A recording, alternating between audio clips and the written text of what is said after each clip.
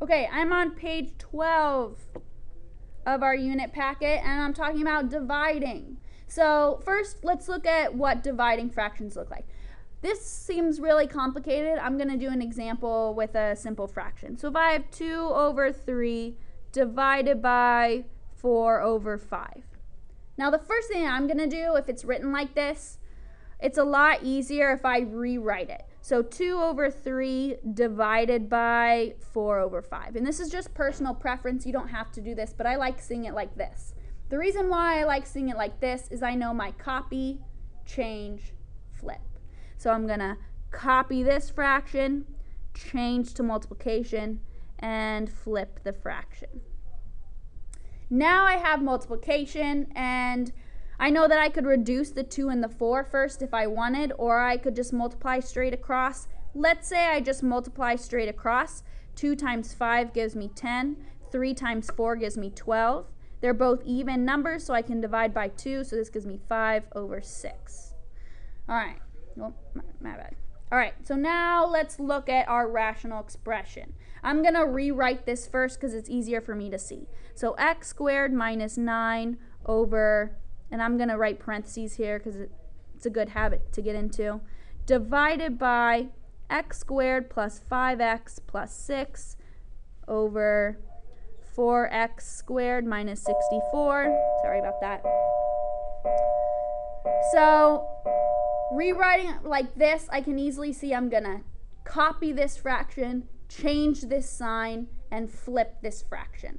So x squared minus 9 over x plus 4 times 4x squared minus 64 all over x squared plus 5x plus 6. Now this is exactly like the problems that we just did for multiplication. I'm going to factor every single one of these and then see what I can cross out. X squared minus 9. I know both of these are perfect squares, so I'm thinking of my formula here, a plus b times a minus b. This is a difference of squares. So the square root of x squared is x. The square root of 9 is 3.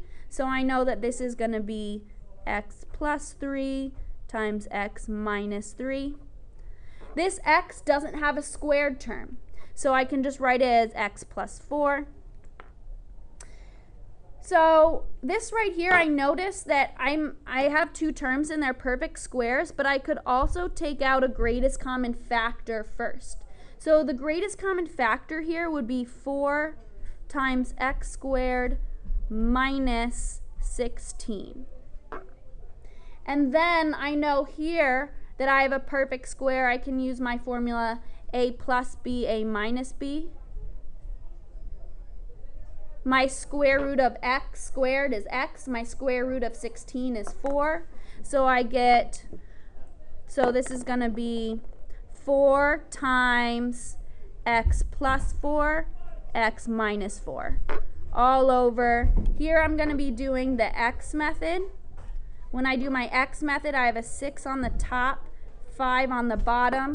A pair that multiplies to 6 and adds to 5 is 3 and 5. So I get x plus 3 times, this should be 3 and 2. 3 times 2 is 6. 3 plus 2 is 5. Oh, that looks so ugly. Let me rewrite it. All right. 6, 5, 3, and 2. And then I have x plus 3, x plus 2.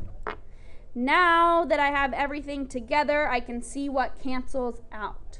So I'm going to have an x plus 3 canceling out with an x plus 3. I'm going to have an x plus 4 canceling out with an x plus 4.